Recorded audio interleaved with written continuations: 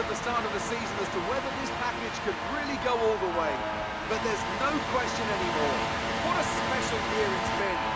And here they are now, the new Formula One World Drivers' Champion. Great effort there from Ferrari to take the victory today. And I have to wonder, Anthony Davidson, just what set them apart from the competition here. The difference was clearly in the strategy. You could tell they'd done a lot of work on the pit wall to really optimise each stint and get the most out of the tyres. And it highlights just how much of a team sport this really is. But credit to the driver as well, though. There's no good having a well-oiled machine behind the scenes without a talented hand on the wheel, of course. And as we can see, it's time for the podium. And as the drivers make their way out, there's a familiar red suit making its way to the top step. Fantastic win for Ferrari.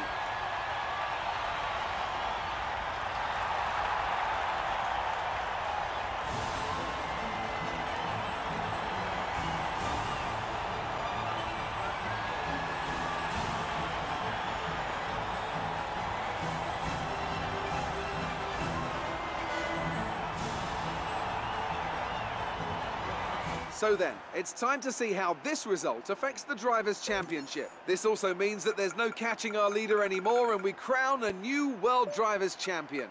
Now then, Anthony Davidson, who was your driver of the day? It's got to be Romain Grosjean. He was in another league for me today. Really impressive. On to the constructors then. Ferrari extend their lead at the top of the championship. That's it for today's Grand Prix, and from Ant and I, it's goodbye and see you again next time.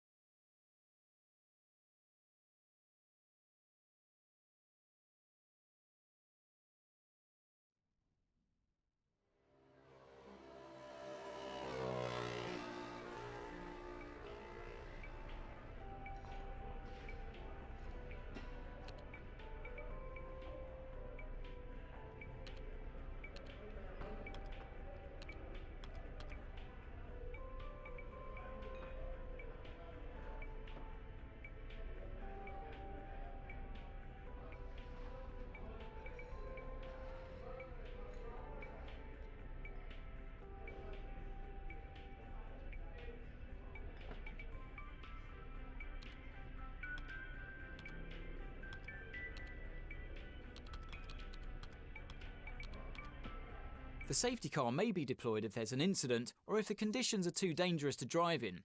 Once the safety car is out on track, there's no overtaking permitted and you must keep your lap time above a minimum in order to safely form a queue behind it. You can judge your pace using the delta element of the on-screen display. Ensure you drive slowly enough to keep it positive. Once the line has formed, the safety car will re-enter the pits. Remember that there's no overtaking until the green flag's at the first safety car line. If the incident is less severe, the virtual safety car may be deployed.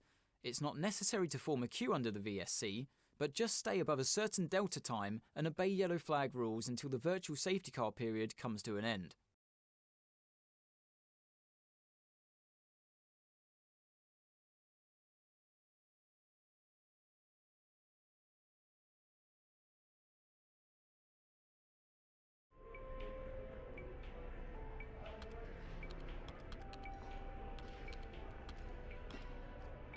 Tyre selection is a critical issue in Formula 1, and the current tyre regulations give individual drivers more freedom than ever.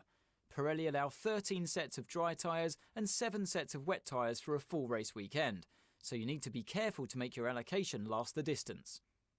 From the dry sets, 3 are pre-selected by Pirelli and marked as mandatory for Q3 in the race, but drivers can adjust their allocation for the other 10 sets from the 3 available compounds. Just remember, during the Grand Prix, every driver must use one of Pirelli's mandatory tyres plus 1 set from a different compound.